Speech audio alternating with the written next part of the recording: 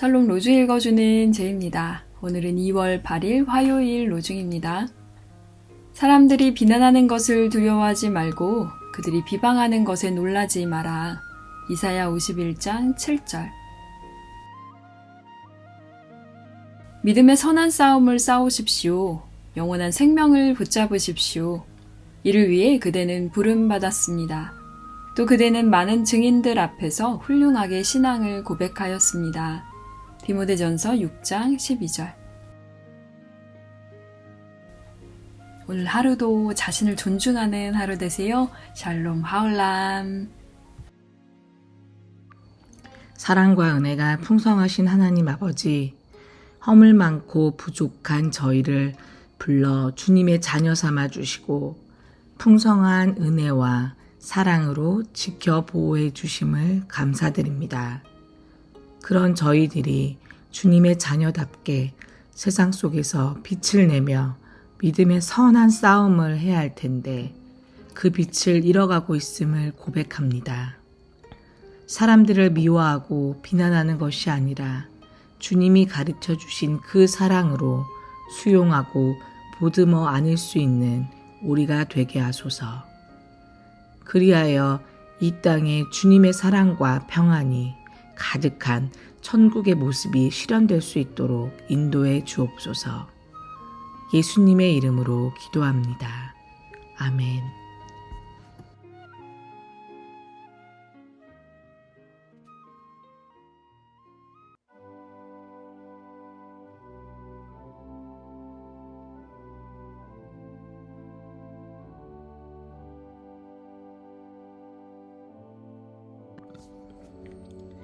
로마서 11장. 그러면 내가 묻습니다. 하나님이 자기 백성을 내치셨다는 것입니까?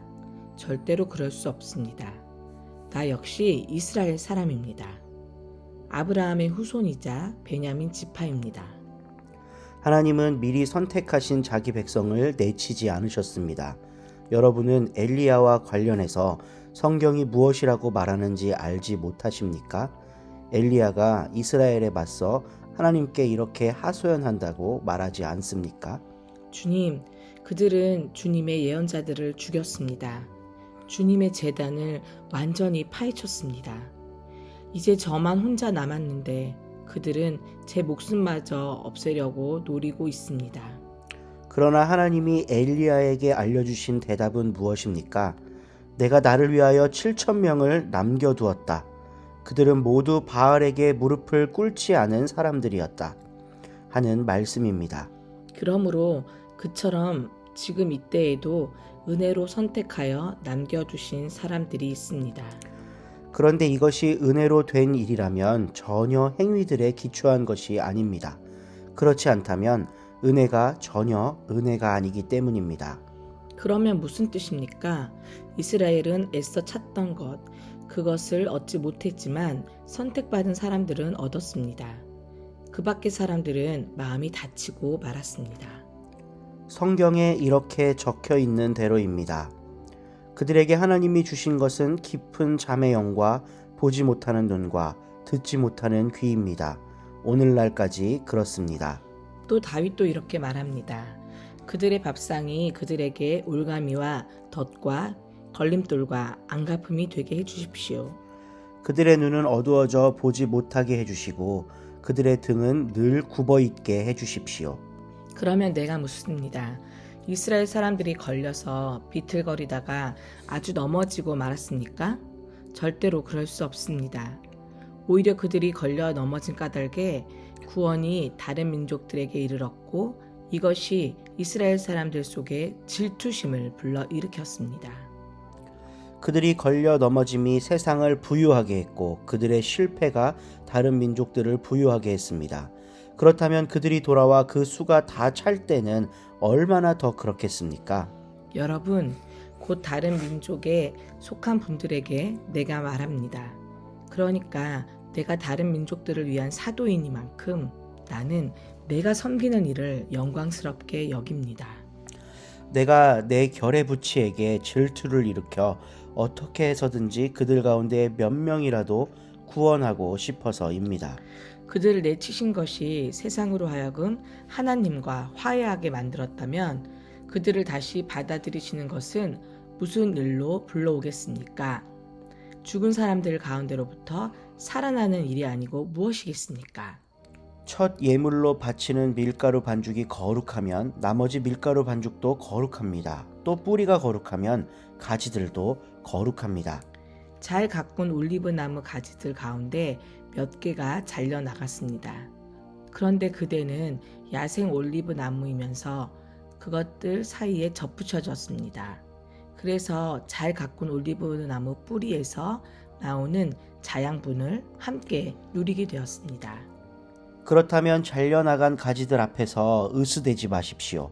으스대본들, 그대가 뿌리를 떠받치고 있는 것이 아니라 뿌리가 그대를 떠받치고 있는 것입니다. 그러면 그대는 말하겠지요.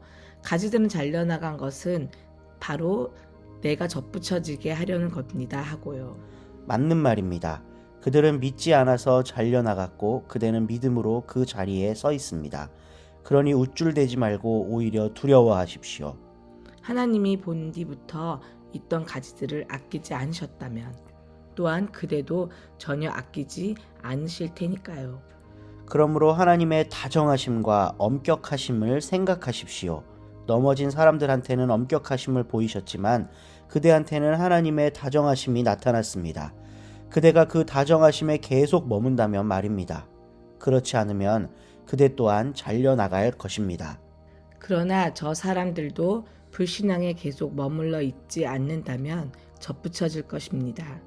능히 하나님은 그들을 다시 접붙이실 수 있기 때문입니다. 그대는 본디부터 붙어 있었던 야생 올리브 나무에서 잘려나와 본디 속하지 않았던 잘 가꾼 올리브 나무에 접붙여졌습니다. 그렇다면 본디부터 붙어 있었던 이 가지들이 자기네 올리브 나무에 접붙여지는 것이야 얼마나 더 쉬운 일이겠습니까? 형제자매 여러분, 나는 여러분이 이 비밀을 모르기를 바라지 않습니다. 그래서 여러분이 슬기로운 사람이라고 착각하지 않기를 바랍니다. 곧 이스라엘의 일부 사람들의 마음이 닫혀 있는 것은 다른 민족 사람들이 들어와서 그 수가 다 찰 때까지입니다. 그리고 이렇게 하여 이스라엘이 모두 구원받게 될 것입니다. 성경에 이렇게 적혀 있는 대로입니다. 건져내는 이가 시온으로부터 와서 불경경한 일들을 야곱에게서 돌려놓을 것이다. 이것은 그들과 맺은 나의 언약이다.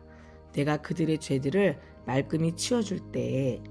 복음으로 치면 이스라엘 사람들은 여러분 때문에 원수가 되었지만 선택으로 치면 조상들 덕분에 사랑받는 사람들입니다.